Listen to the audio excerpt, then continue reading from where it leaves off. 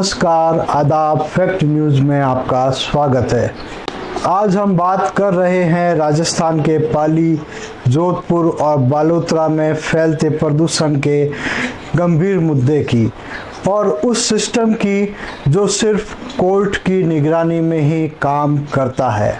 सबसे बड़ा सवाल यह है कि क्या प्रदूषण पर कार्यवाही सिर्फ तभी होगी जब मामला कोर्ट में चल रहा हो।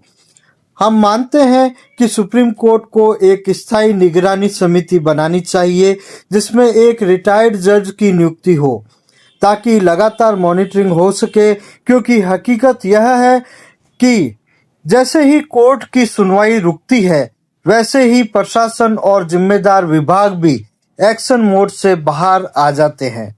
एनजीटी आदेश और ग्राउंड रियलिटी क्या है यह भी हम आपको बताते हैं। नेशनल ग्रीन ट्रिब्यूनल ने साफ आदेश दिया था कि एक बूंद भी ट्रीटेड या अनट्रीटेड पानी नदी में नहीं बहाया जाएगा, लेकिन जमीनी हकीकत क्या है? सुप्रीम कोर्ट में स्टे की आड़ में नदियों में प्रदूषित पानी बहाया गया, एनजीटी आदेशों की आधी अधूरी पालना की गई और मनमानी की गई और कहीं साफ साफ अनदेखी।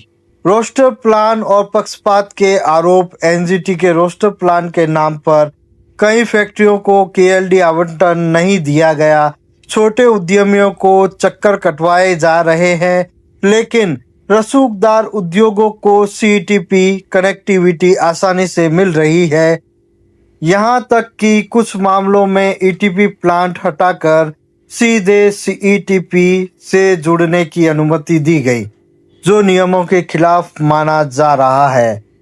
इसी कड़ी में मेगा टेक्सटाइल नाम की एक यूनिट है जो 282 केएलडी स्वीकृति लेकर ईटीपी प्लांट चला रही थी, जिसे नियमों को ताक पर रखते हुए सीईटीपी में वापस कनेक्टिविटी दी गई है, जबकि वर्षों से सीईटीपी में जुड़ी हुई टेक्सटाइल फैक्ट्रियों को केएलडी का आवंटन नहीं किया जा रहा है। प्रदूषण रोकने के लिए सुप्रीम कोर्ट को स्थायी समिति का निर्माण करना चाहिए, क्योंकि जब तक कोर्ट की तरफ से सुनवाई हो रही होती है तब तक प्रदूषण पर कार्रवाई होती है। जैसे ही कोर्ट में सुनवाई बंद होती है, जिम्मेदार विभाग और जिला प्रशासन और सरकार प्रदूषण पर कार्रवाई करना बंद कर देती है। अब हर वक्त तो कोर्ट निगरानी नहीं कर सकता, इसलिए एक स्थायी समिति का निर्माण करना चाहिए जिसमें रिटायर्ड जज की नियुक्ति की जानी चाहिए, क्योंकि एनजीटी में सुनवाई के वक्त दिखावे की कार्रवाइयां खूब हुई, लेकिन जैसे ही सुप्रीम कोर्ट ने एनजीटी के आदेशों पर स्टे ऑर्डर दिया, सारे विभाग हाथ पर हाथ धरे बैठ गए।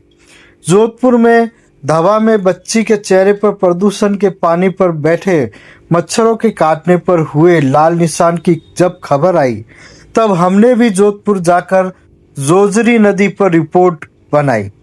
तब हमने सवाल उठाया था कि सुप्रीम कोर्ट के स्टे की आड़ में बिना रोक टोक के यह प्रदूषण फैलाया जा रहा है, जबकि एनजीटी के स्पष्ट निर्देश है कि एक भी बूंद पानी ट्रीटेड और अनट्रीटेड नदी में नहीं बहाया जाएगा, जिसकी पालना नहीं की जा रही थी और हवाला दिया जा रहा था कि एनजीटी के आदेशों पर सुप्रीम कोर्ट में स्टे है।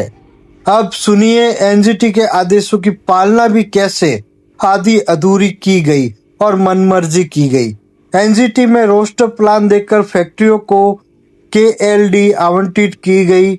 उसी वक्त कानूनी पचड़ों से बचने के लिए कई उद्यमियों ने ईटीपी प्लांट लगाए।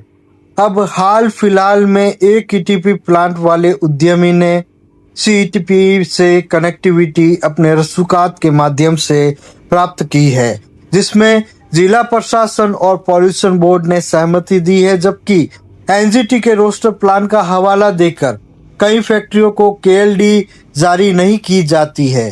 एनजीटी के आदेशों के नाम पर यह सब किया जा रहा है, जबकि रसूखदार चहेते उद्यमी को 282 केएलडी ईटीपी प्लांट हटाकर सीईटीपी में कनेक्टिविटी दी गई, जो कि सरासर गलत है। वास्तव में जिन लोगों ने कनेक्टिविटी के लिए कई सालों से आवेदन कर रखा है और जो फैक्ट्रियां एनजीटी के रोस्टर में शामिल होने से रह गई थी वह कनेक्टिविटी उन्हें दी जानी चाहिए थी। कोई उद्यमी 10 केएलडी मांग रहा है, कोई 20 केएलडी मांग रहा है, उन्हें चक्कर कटाए जा रहे हैं और रसूखदार लोगों को ईटीपी प्लांट को बंद कर सीटीपी में जोड़ा जा रहा है, जो नियम विरुद्ध है।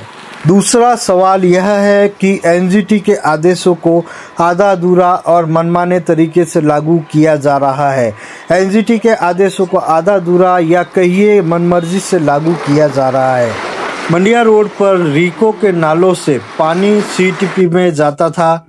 एनजीटी के आदेश के बाद मंडिया रोड पर पाइपलाइन लगाकर प्रदूषित पानी को सीईटीपी में भेजा गया। यह आदेश मंडिया रोड पर जिस तरह से लागू हुए वैसे ही औद्योगिक क्षेत्र 1 और 2 पर भी लागू होता है। यह आदेश सिर्फ पाली ही नहीं, पाली, जोधपुर, बालोतरा पर भी लागू होता है। प्रदूषण फैलाने के लिए जिम्मेदार उद्योग खुद है। इन्होंने काम चलाओ तरीके से काम करते हुए हाईकोर्ट से लेकर एनजीटी, फिर एनजीटी के बाद अब भारत की सर्वोच्च न्यायालय सुप्रीम कोर्ट के सामने भी वही पुराने हथकंडे अपना रहे हैं। मजदूरों को आगे कर दिया है, जबकि मजदूर फैक्ट्री में भागीदार नहीं है। उन्हें नाम मात्र की मजदूरी दी जाती है और बरसों से मजदूरी कर रहे हैं। 9 साल पहले आदेश दिए गए। उन आदेशों की पालना में जब मंडिया रोड पर पाइपलाइन लगाई गई तो इंडस्ट्रीज एरिया से प्लांट नंबर 6 तक पाइपलाइन क्यों नहीं बिछाई गई और इन्हें टैंकरों से प्रदूषित पानी लाने की इजाजत क्यों दी गई? एनजीटी के आदेशों की पालना क्यों नहीं करवाई गई? पाली, जोधपुर, बालोतरा पर अभी सुप्रीम कोर्ट ने कोई सख्त आदेश नहीं दिए हैं।